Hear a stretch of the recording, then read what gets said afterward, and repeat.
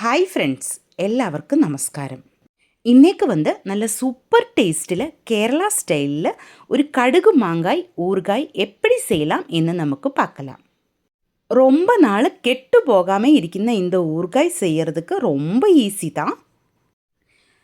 Daily lunch box தயார் பண்ணுனவங்களுக்கு இதே மாதிரி ஊறுகாய் செஞ்சு வைக்கலாம். நம்ம பசங்களுக்கு ஹாஸ்டல் படிக்கிற மாதிரி இருந்ததுன்னா அவங்களுக்கும் இதே மாதிரி செஞ்சு கொடுத்து விடலாம். நம்ம ரிலேட்டிவ்ஸுக்கு ஃபாரின் கண்ட்ரீஸில் இருந்தால் இதே மெத்தடில் ஊறுகாய் செஞ்சு கொடுத்து விடலாம். ஆனால் இது கரெக்டாக ஸ்டோர் பண்ணி வச்சிடணும். அந்த மாதிரி செஞ்சிருந்தா ஒரு வருஷம் வரைக்கும் கூட இது கெட்டு போகாமல் அப்படியே இருக்கும். எப்படி செய்யலாம் என்று நமக்கு பார்க்கலாம். அதுக்காக 3 மாங்காய் நல்லா கழுகி க்ளீன் பண்ணியதுக்கப்புறமா துணி வச்சு நல்லா தொடச்சி எடுத்திருக்கு.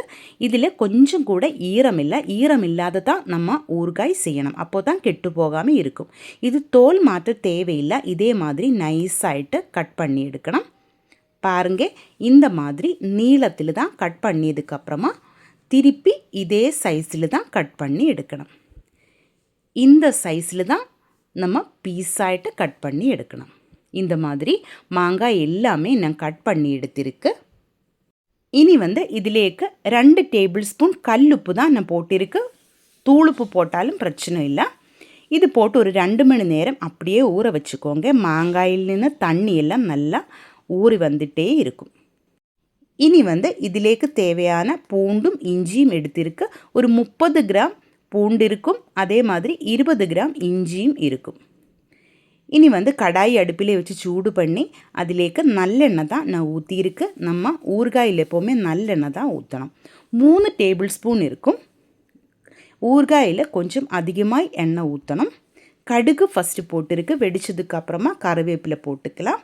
பின்னாடி நம்ம கட் பண்ணி வச்சுருந்த பூண்டும் இஞ்சியும் சேர்த்து நல்லா வணக்கி எடுக்கலாம். இஞ்சி ஒரு பெரிய சைஸ் இஞ்சியாக இருந்தது. அது நீளத்தில் தான் கட் பண்ணியது.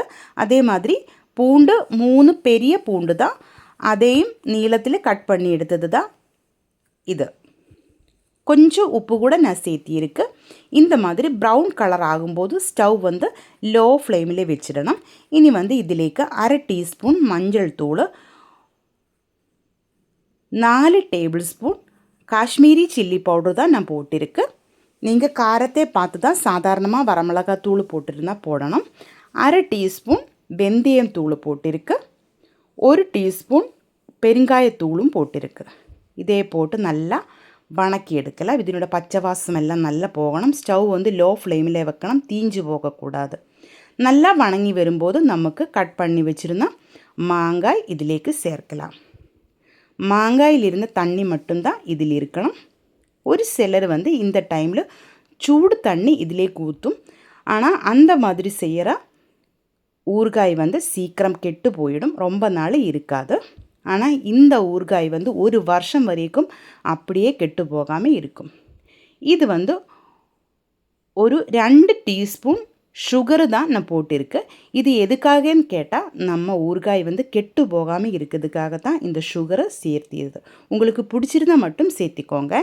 ஆப்ஷனல் தான் அது. 3 டேபிள் ஸ்பூன் வினேகர் தான் இப்போ ஊற்றியது. இந்த வினேகரும் சுகரும் நம்ம ஊறுகாய் கெட்டு போகாமல் இருக்கிறதுக்காக தான் சேர்க்கிறது. வினேகர் ஊற்றியதுக்கு அப்புறமா ஸ்டவ் ஆஃப் பண்ணிக்கோங்க. மாங்காய் வேக விடக்கூடாது. மாங்காய் வெந்திருந்தால் நம்ம ஊறுகாய்க்கு டேஸ்ட்டு வராது. இது 2 நாளுக்கு அப்புறமா பார்த்துருந்தா இந்த மாங்காயிலேருந்து இன்னும் தண்ணி வந்துகிட்டே இருக்கும். நம்ம கிரேவி நல்லா அதிகமாகிட்டு இருக்கிறதாயிட்டு நமக்கு பார்க்கலாம். இது ஆறியதுக்கப்புறமா ஒரு ஏர்டைட் கண்டெய்னரில் போட்டு ஸ்டோர் பண்ணி வச்சுருந்தோம். ஒரு வருஷத்துக்கு மேலே கூட கெட்டு போகாமல் அப்படியே இருக்கும். ஆனால் நீங்கள் எப்போ ஊறுகாய் எடுக்குமோ அப்போது எல்லாம் யூஸ் பண்ணுற ஸ்பூன் ட்ரையாக இருக்கணும். அந்த மாதிரி செஞ்சுருந்தா தான் ஒரு வருஷத்துக்கு மேலே கரெக்டாக தான் இது கெட்டு போகாமல் இருக்கும். அதே மாதிரி நம்ம ஸ்டோர் பண்ணுற ஏர்டைட்டு கண்டெய்னர் நல்லா கழுகி வெயிலில் காய வச்சதுக்கப்புறமா தான் நம்ம ஊறுகாய் அதிலேக்கு ஸ்டோர் பண்ணணும். இப்போ பாருங்கள், நம்ம சூப்பர் டேஸ்ட்லேயே மாங்காய் ஊறுகாய் ரெடியாக இருக்குது. இந்த வீடியோ உங்களுக்கு பிடிச்சிருந்தா கண்டிப்பாக என்னோடய சேனல் சப்ஸ்கிரைப் பண்ணுங்கள், லைக் பண்ணுங்கள், ஷேர் பண்ணுங்கள், கமெண்ட் பண்ணுங்கள்.